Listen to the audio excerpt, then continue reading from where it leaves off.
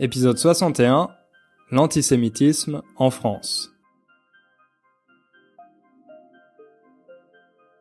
Salut à toutes et à tous, bienvenue pour ce nouvel épisode. Je suis très content de vous retrouver.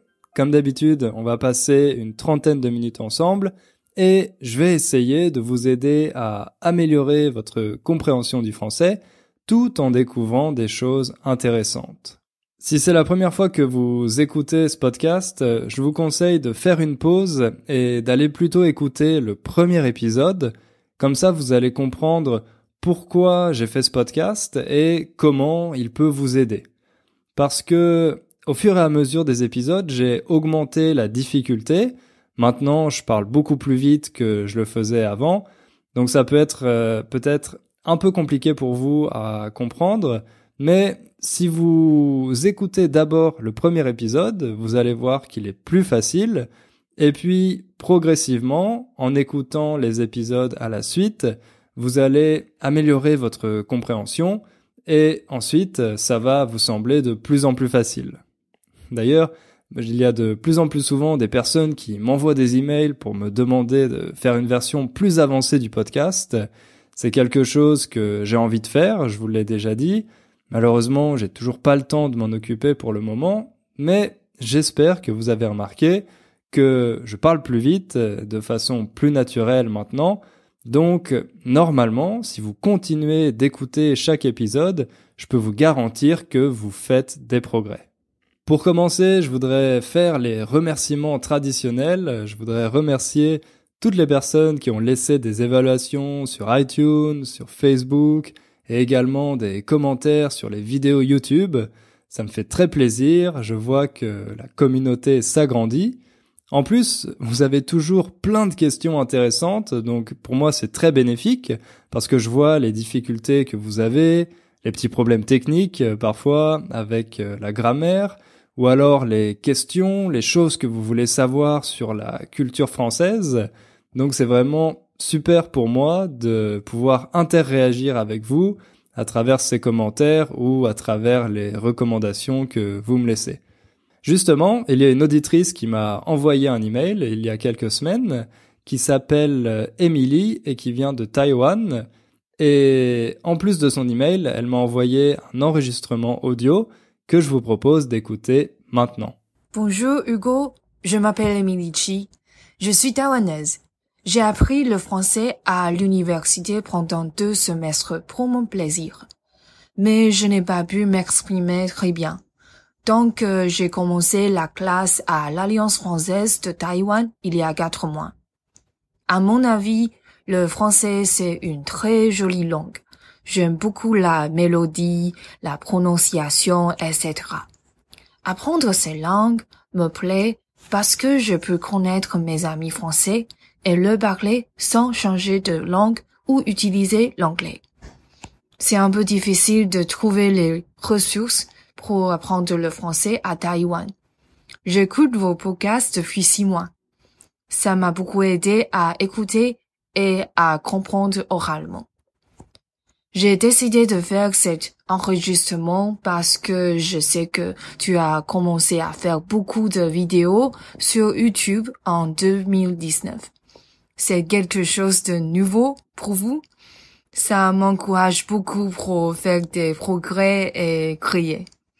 J'espère réussir à l'examen du DELF en avril. Souhaitez-moi bonne chance. Un grand merci Emily pour ton enregistrement. Je crois que c'est la première fois que j'en reçois un d'une taïwanaise et je dois dire que j'étais assez surpris parce que ta prononciation est vraiment excellente. Surtout pour quelqu'un qui apprend la langue depuis si peu de temps, c'est très agréable de t'écouter parler français. Donc tu peux être fier de toi, tu peux être fier des résultats que tu as obtenus en si peu de temps. Et je suis content d'avoir pu participer un petit peu à ça en te motivant à sortir de ta zone de confort grâce à mes vidéos YouTube. Parce que oui, si vous ne le savez pas, ma bonne résolution cette année, c'est de publier une nouvelle vidéo sur YouTube chaque semaine. Et comme ça se passe plutôt pas mal pour le moment, comme j'arrive à tenir cette bonne résolution, ça a motivé Émilie à elle aussi sortir de sa zone de confort en enregistrant cet enregistrement. Donc un grand merci à toi, encore une fois, Émilie. Je suis sûr que ça va motiver d'autres auditeurs et auditrices à faire la même chose. D'ailleurs, si vous aussi vous voulez m'envoyer votre enregistrement, vous pouvez le faire à l'adresse hugo@innerfrench.com et je le diffuserai dans un des futurs épisodes. J'en profite aussi pour te souhaiter bonne chance pour le DELF, merde, comme on dit en français. En français, pour souhaiter bonne chance, on dit parfois dans la langue familière merde. Je suis sûr que vous connaissez ce mot, c'est un gros mot, mais vous pouvez l'utiliser également pour souhaiter bonne chance à quelqu'un. Donc merde, Émilie, pour le DELF, je suis sûr que ça va bien se passer. Et écris-moi un email quand tu auras les résultats pour me dire si tu as réussi. Avant d'attaquer notre sujet du jour, je voulais aussi vous dire que je ne sais pas si je pourrais publier un épisode dans 2 semaines parce que je pars en vacances en Thaïlande et j'ai pas encore fait de planning, donc je sais pas si j'aurai le temps d'enregistrer et de publier un nouvel épisode. Donc si vous n'entendez pas parler de moi dans les 2 semaines à venir, ne vous inquiétez pas, c'est simplement que je suis en vacances et je publierai un nouvel épisode en rentrant. Par contre, j'ai déjà préparé les vidéos que je vais publier sur YouTube et ça va être fait de manière automatique parce que je veux être sûr de tenir ma bonne résolution. Donc si vous avez envie de m'entendre parler, s'il n'y a pas de nouvel épisode du podcast, je vous invite à aller sur la chaîne Inner French sur YouTube, comme ça vous pourrez voir les nouvelles vidéos.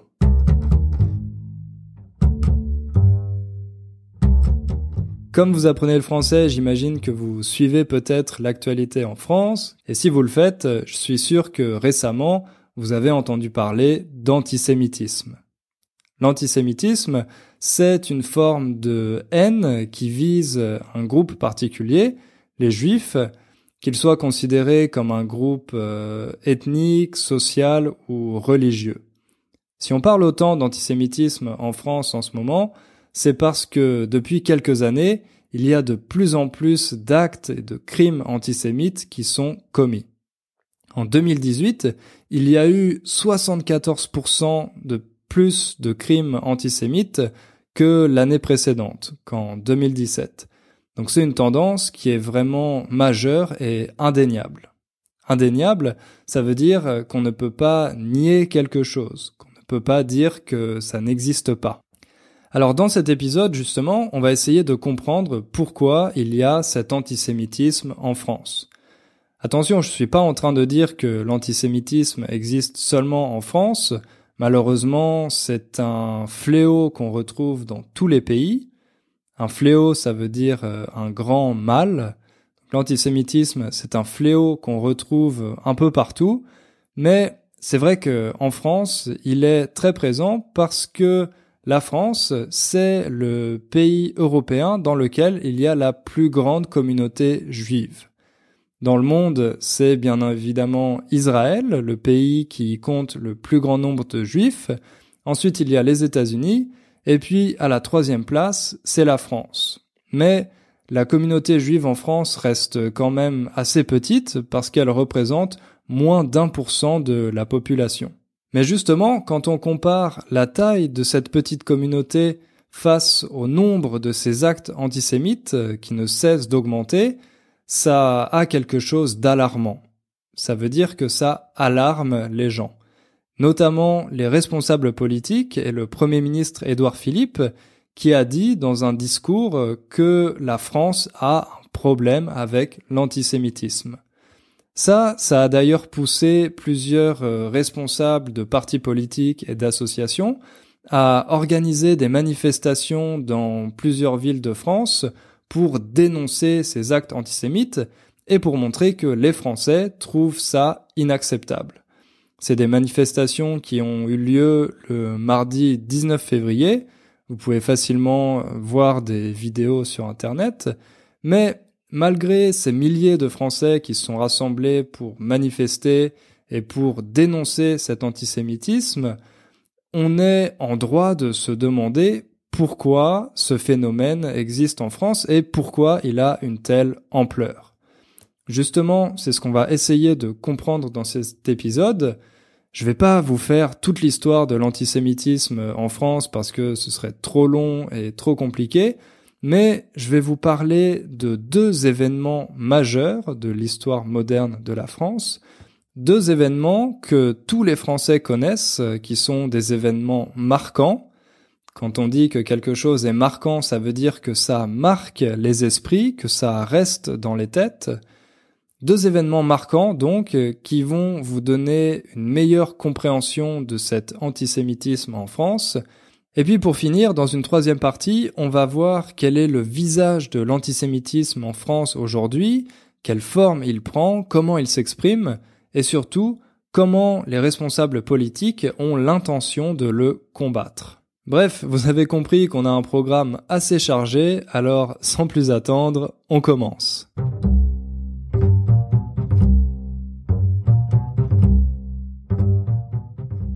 Le premier événement historique auquel on va s'intéresser, c'est celui de l'affaire Dreyfus. L'affaire Dreyfus, elle a eu lieu à la fin du 19e siècle, et il faut savoir qu'à cette époque, l'antisémitisme était en train de se populariser. Il était en train d'être de plus en plus présent dans la société française. D'abord parce que c'était un thème majeur de la droite et de l'extrême droite. Pour ces partis politiques, l'antisémitisme était à la fois ancien, parce qu'il venait historiquement du catholicisme et du nationalisme, mais il avait aussi une forme plus moderne qui s'inspirait des thèses racialistes qui étaient très à la mode à cette époque, toutes les thèses pseudo-biologiques qui faisaient une hiérarchie entre les différentes races et qui considéraient les Juifs comme une race inférieure à la race blanche. Donc cet antisémitisme à la fois ancien, inspiré du catholicisme et du nationalisme, et moderne, inspiré de la biologie, on le retrouvait de plus en plus souvent à cette époque dans les journaux de droite et d'extrême droite. Mais c'était pas seulement le privilège de ces partis politiques, parce que à gauche aussi, il y avait une forme d'antisémitisme. Un antisémitisme qui s'inspirait de l'anticapitalisme, parce que pour certains membres des partis de gauche et d'extrême gauche, la figure du juif était associée à celle du capitaliste et de l'argent. Donc dans cette idéologie anticapitaliste, le juif était parfois considéré comme l'ennemi du peuple. À force de se propager, ces idées ont commencé à attiser une sorte de haine publique vis-à-vis des Juifs. Ah oui, attiser, c'est un verbe qu'on utilise pour dire faire grandir. Par exemple, on peut attiser le feu, ça veut dire faire grandir un feu, faire grandir une émotion, plutôt une émotion négative. Donc ces idées, ces journaux qui propageaient tous ces messages antisémites ont attiser une forme de haine à l'égard des Juifs, une haine qui s'est parfois transformée en agression. Ça, c'était le contexte de la France à cette époque, à la fin du 19e siècle, au moment où l'affaire Dreyfus a commencé. Alors justement, qu'est-ce que c'était que cette affaire Dreyfus ? En fait, ça vient du nom d'Alfred Dreyfus, qui était un capitaine de l'armée française d'origine juive, qui a été accusé d'avoir livré aux Allemands des documents secrets. Il faut savoir qu'à cette époque, les Allemands étaient déjà les ennemis des Français, parce qu'il y avait eu une guerre 25 ans plus tôt, en 1870, la guerre franco-prussienne, qui opposait donc la France à l'Allemagne, et qui avait été largement et rapidement perdue par les Français. Donc à cette époque, il y avait une véritable hostilité des Français vis-à-vis des Allemands, et à la fin de l'année 1894, il y a des révélations qui sont faites qui indiquent que Alfred Dreyfus, capitaine de l'armée française, est un traître parce qu'il a donné des documents secrets à l'ennemi. Logiquement, à la suite de son procès, Alfred Dreyfus est condamné au bagne à perpétuité. Le bagne, c'était une forme de prison dans laquelle il y avait des travaux forcés. Les prisonniers étaient obligés de travailler, donc comme vous pouvez l'imaginer, les conditions étaient très dures. Et quand on dit à perpétuité, ça signifie pour toujours. Par exemple, une peine de prison à perpétuité, ça veut dire que le condamné va devoir passer le reste de sa vie en prison. Donc Alfred Dreyfus est condamné au bagne à perpétuité et il est déporté sur une île qui s'appelle l'île du Diable. Cependant, sa famille refuse d'accepter cette sentence, elle refuse d'accepter ce jugement.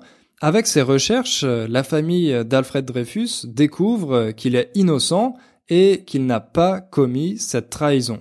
En réalité, c'est un autre commandant de l'armée française qui a donné ces documents secrets à l'Allemagne.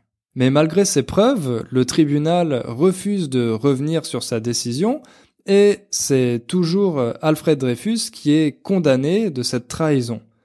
À ce moment-là, on découvre que ce qui est reproché en réalité à Dreyfus, ce n'est pas son acte qu'il n'a pas commis, cette trahison qu'il n'a pas commise, c'est plutôt ses origines juives. Les accusateurs d'Alfred Dreyfus disent que parce qu'il est juif, c'est forcément un traître. Malgré ça, sa famille réussit à convaincre certains politiciens et intellectuels de son innocence, et un des intellectuels les plus célèbres qui a décidé de défendre la cause d'Alfred Dreyfus, c'est l'écrivain et journaliste Émile Zola. Il a publié une lettre très célèbre qui s'appelle « J'accuse », une lettre qui était destinée au président de la République, Félix Faure. Dans cette lettre, il dénonce tous les responsables de l'armée française qui ont fait condamner Alfred Dreyfus et en même temps qui ont caché le vrai traître. J'accuse le lieutenant-colonel du Paty de Clam d'avoir été l'ouvrier diabolique de l'erreur judiciaire. J'accuse le général de Boisdeffre d'avoir eu entre les mains les preuves certaines de l'innocence de Dreyfus et de les avoir étouffées. Cette lettre, J'accuse, c'est devenu un des textes les plus importants de l'histoire française. Vous pouvez très facilement le trouver sur Internet. Il est très beau, très bien écrit. Ça peut être un peu compliqué pour vous à comprendre selon votre niveau, mais à mon avis, ça vaut le coup d'y jeter un œil pour voir un peu le contexte de l'époque. À ce moment-là, la société se divise en deux camps. D'un côté, il y a les Dreyfusards, ceux qui veulent défendre Alfred Dreyfus et prouver son innocence, et de l'autre, les anti-Dreyfusards, qui continuent de l'accuser et qui sont en général des nationalistes de droite et d'extrême droite. C'est ça qui a véritablement donné sa dimension à l'affaire Dreyfus, c'est cette division qu'elle a créée en France entre Dreyfusards d'un côté et anti-Dreyfusards de l'autre. Face à ce scandale qui commence à apparaître, l'armée et une partie du gouvernement font tout pour étouffer l'affaire.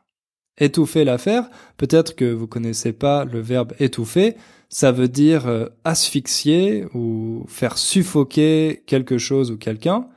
Donc on utilise souvent l'expression étouffer l'affaire quand la police, par exemple, essaye de cacher ou de dissimuler quelque chose pour que les journalistes et le public arrêtent d'en parler.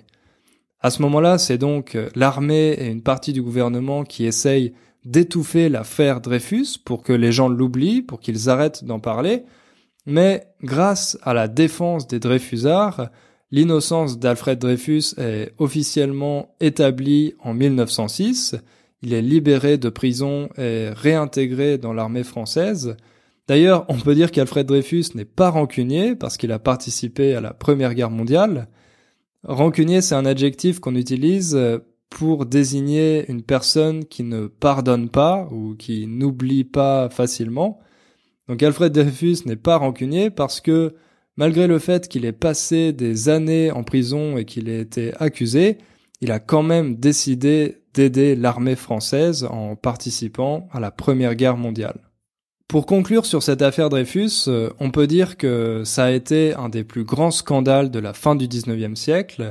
Elle a vraiment marqué l'histoire de la France moderne et elle a illustré cet antisémitisme qui commençait à gangréner la société française, à être de plus en plus présent dans les différentes institutions même de l'État français. D'ailleurs, c'était pas seulement le cas en France, mais dans beaucoup d'autres pays européens, ce qui a fini par conduire un peu plus tard, comme vous le savez, aux horreurs de la Seconde Guerre mondiale.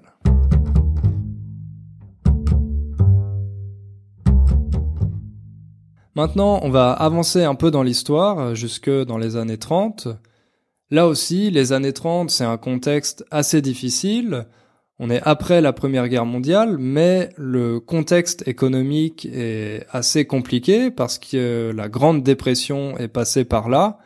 Il y a beaucoup de personnes qui vivent dans la pauvreté et ça, évidemment, ça alimente les tensions au sein de la société française. Des tensions qui ont tendance à se diriger de plus en plus souvent vers les Juifs. Encore une fois, l'antisémitisme regagne de la vigueur. Il se matérialise par exemple par les écrits de Louis-Ferdinand Céline. Vous savez, c'est l'auteur dont j'ai parlé dans le dernier épisode, un très grand écrivain français mais qui avait le défaut majeur d'être aussi antisémite. À ce moment-là, à la fin des années 30, il publie plusieurs pamphlets qui désignent les Juifs comme les responsables de tous les maux de la société française. Ça, c'est ce qu'on appelle un bouc émissaire. C'est une expression très utile.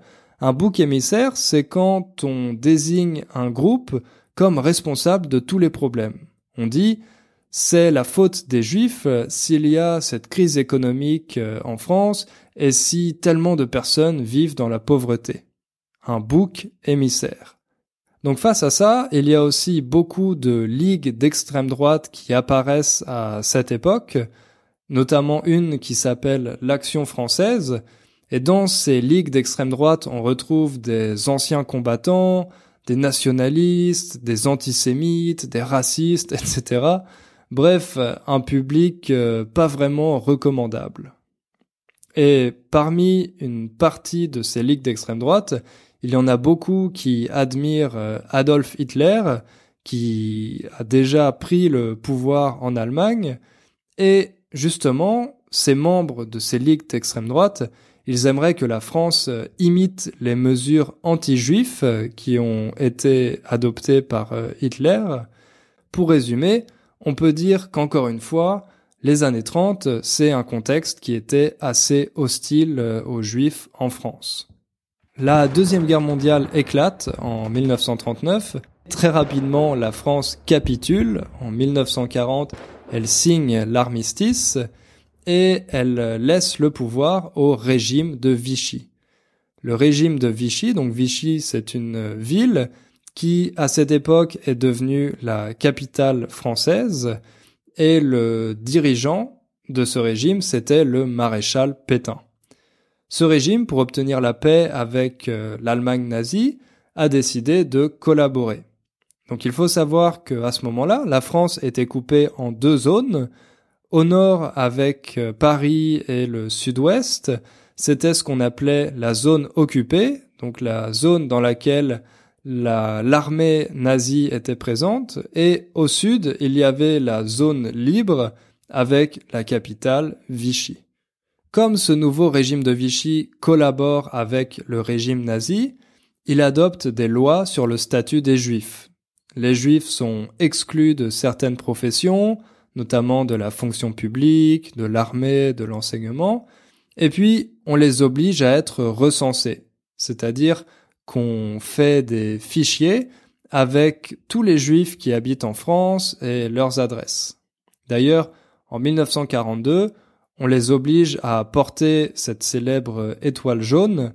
Vous savez, pendant la Seconde Guerre mondiale, les Juifs, en France et dans les autres pays occupés, étaient obligés de porter une étoile jaune sur leurs vêtements pour montrer qu'ils étaient Juifs.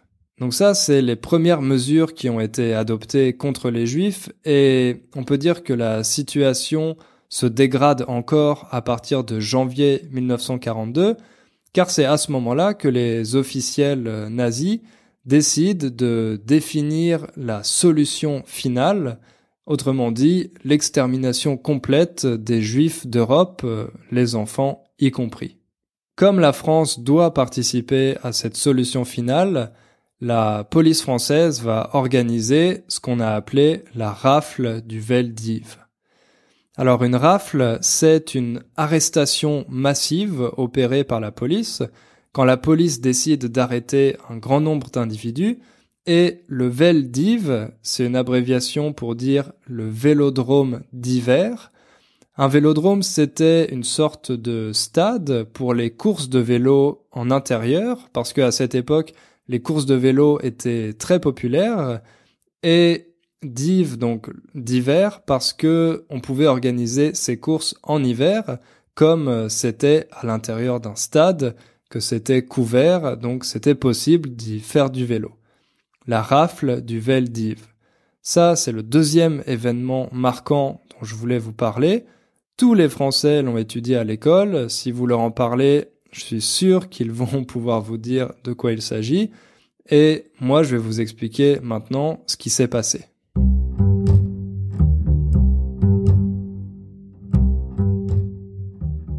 Pour collaborer avec le régime nazi, la France, et notamment la police française, conclut un accord.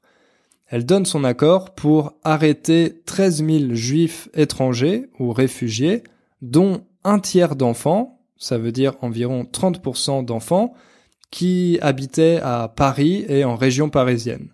Parce que, comme je vous l'ai dit un peu plus tôt, beaucoup de juifs s'étaient réfugiés d'autres pays pour venir s'installer en France parce qu'ils fuyaient justement cette oppression nazie, et ils se cachent dans certains quartiers parisiens ou en région parisienne.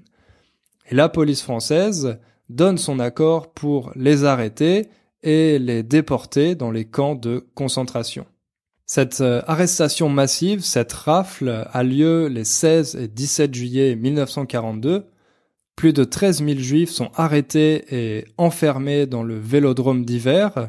Ceux qui essayent de s'enfuir à ce moment-là sont exécutés immédiatement, et les autres sont envoyés 5 jours plus tard vers le camp d'Auschwitz. Sur ces milliers de personnes envoyées dans le camp de concentration, moins d'une centaine en reviendront vivants. Par la suite, d'autres rafles similaires sont organisées jusqu'en 1944, mais la plus importante et la plus symbolique, ça a été cette première, celle qui a eu lieu au Vélodrome d'hiver, la fameuse rafle du Vel d'Hiv.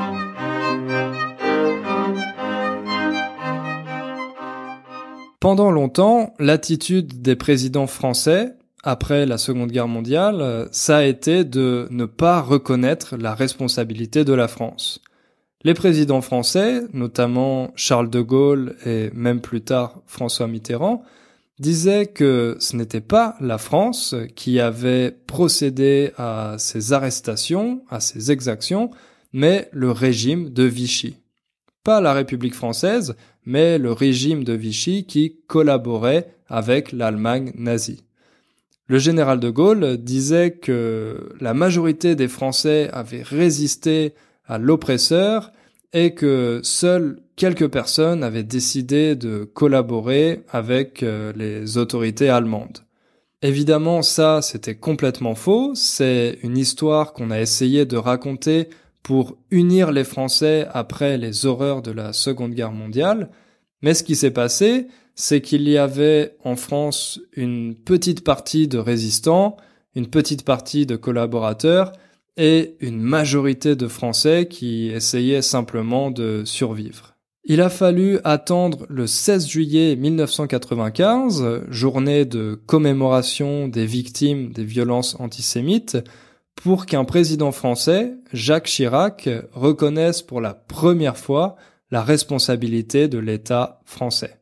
Ces heures noires souillent à jamais notre histoire et sont une injure à notre passé et à nos traditions. Oui, la folie criminelle de l'occupant a été, chacun le sait, secondée par des Français, secondée par l'État français. Donc vous avez entendu dans cet extrait que le président Jacques Chirac reconnaît que les horreurs qui ont été commises par l'occupant, donc par les autorités nazies, ont été secondées, autrement dit accompagnées par l'État français. Il reconnaît officiellement, et pour la première fois, le rôle que l'État français a joué dans ces crimes antisémites.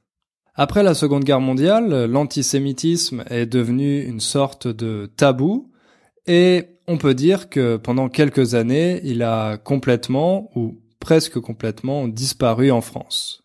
Mais depuis une trentaine d'années, la situation change, et comme je vous l'ai dit en introduction, on voit une certaine forme d'antisémitisme réapparaître. Aujourd'hui, l'antisémitisme en France a, on peut dire, 3 visages. Le premier visage, c'est un antisémitisme qu'on pourrait qualifier d'historique, en partie à cause des événements dont je vous ai parlé précédemment, et puis aussi du christianisme, parce que si aujourd'hui la France est un pays laïque, elle a pendant longtemps été chrétienne, et comme vous le savez, il y avait beaucoup de tensions entre la religion catholique et la religion juive. Aujourd'hui, c'est peut-être pas l'antisémitisme le plus visible, mais on peut dire qu'il existe toujours. Ensuite, il y a un deuxième visage de l'antisémitisme qui est un antisémitisme islamiste. Ces dernières années, il y a eu plusieurs agressions et même des crimes qui ont été commis par des personnes se revendiquant de l'islam. Évidemment, c'était des crimes commis par des personnes isolées, des extrémistes, mais on peut dire que, plus généralement, il y a des tensions de plus en plus nombreuses entre une partie de la communauté musulmane et une partie de la communauté juive, des tensions qui sont alimentées par le conflit israélo-palestinien. Et puis la dernière forme d'antisémitisme, c'est un antisémitisme d'extrême droite qui est de plus en plus présent sur Internet avec une propagation des théories du complot. Si vous avez écouté le 7e épisode, je crois, du podcast, j'avais parlé des théories du complot, je vous avais expliqué de quoi il s'agissait, et vous savez qu'aujourd'hui, elles sont de plus en plus populaires sur Internet. Les 2 figures principales de cet antisémitisme complotiste d'extrême droite, ce sont l'humoriste Dieudonné et l'auteur Alain Soral. Ce sont 2 hommes qui sont très influents et qui alimentent toutes ces théories du complot qui visent les Juifs. Ils critiquent Israël de façon vraiment radicale et souvent ils utilisent ça pour faire passer des arguments antisémites. Autrement dit, ils masquent, ils cachent leur antisémitisme par une forme d'antisionisme. C'est un peu ce qu'on pourrait qualifier de droite alternative en France, comme je sais que ça existe aux États-Unis, et malheureusement beaucoup de jeunes sont sensibles à ce genre de rhétorique.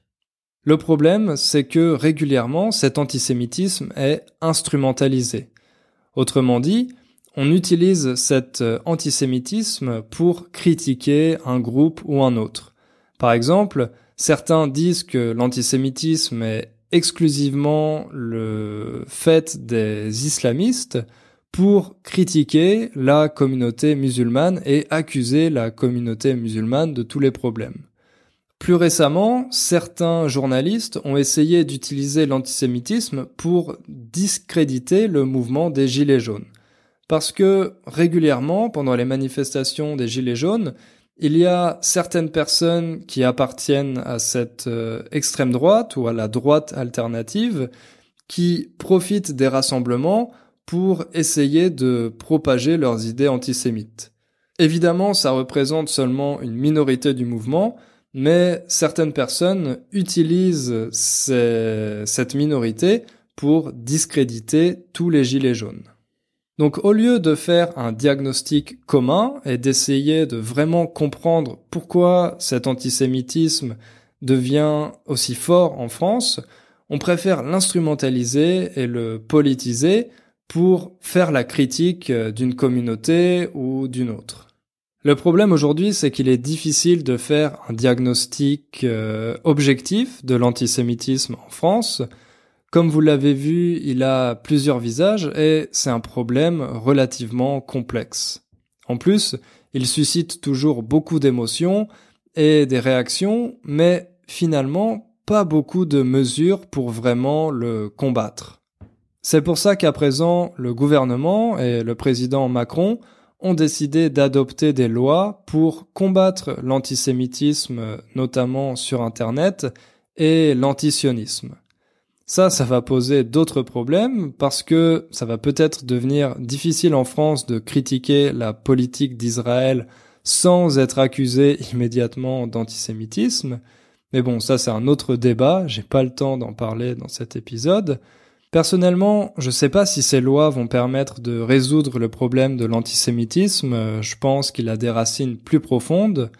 À mon avis, ce dont on a véritablement besoin, c'est de plus d'éducation pour éviter que ce genre d'idées ne se propagent.